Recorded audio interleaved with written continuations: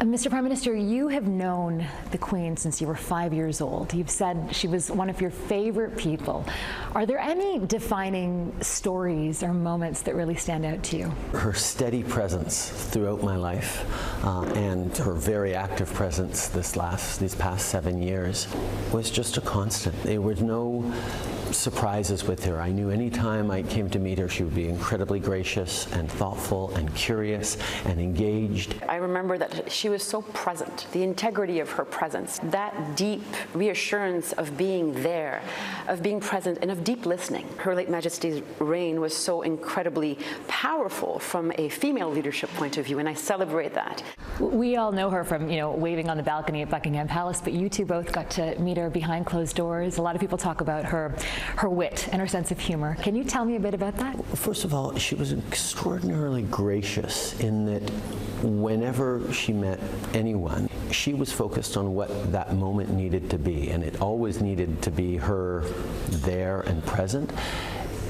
And her ability to do that, to hit the right mark, to hit the right tone, to connect with people the right way, means that, yes, we knew her from having directed interactive, but the people lining the streets outside, Canadians, mourning her loss, who feel like they've lost a family member, are not wrong, because they knew her too. Because if you watched her publicly, if you heard her speak, you knew her because she was genuinely the person that she'd share publicly.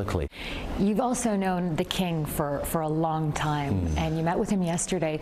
What were your impressions of him now that he's in this role? He is going to be steady and engaged and thoughtful like his mother was. He knows Canada very well. He's spent such time there. He's been active on protecting the planet, on engaging with people around the world. He's very interested in Indigenous reconciliation. There's a lot of good work to do that he is going to be able to lead within the limits and the position he has. But I think his commitment to listening, engaging, learning, embodying a thoughtful generational path forward. Speaking about the Indigenous issue, many Indigenous people in Canada have a less favorable view of the Crown. Do you think the monarchy is an impediment to reconciliation? No, I think it's a powerful tool for reconciliation. It's got to be a part of the path forward. Appointing the first Indigenous Governor General, for example, was a key step forward in reconciliation. Having a king who is making deliberate efforts to learn, to understand, to embody a new relationship with Indigenous peoples that we're developing as a country is essential. We have new polling that shows that the majority of Canadians think it's time to move on from the monarchy. Given that, and given that times have changed, is it not the time to begin at least a national conversation on that? I think Canadians vastly and majoritarily appreciate the stability of our democracy.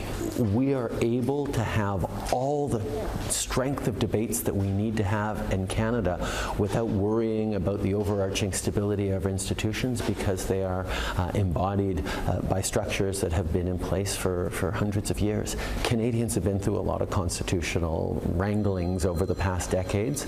I think the appetite for what it would take when there are so many big things to focus on is simply a non-starter. How are you feeling today? How are you, this moment? I mean, it must be so big for you. And I think it's a moment as well where we know how fast everything moves and how complicated, how troubled the world is right now.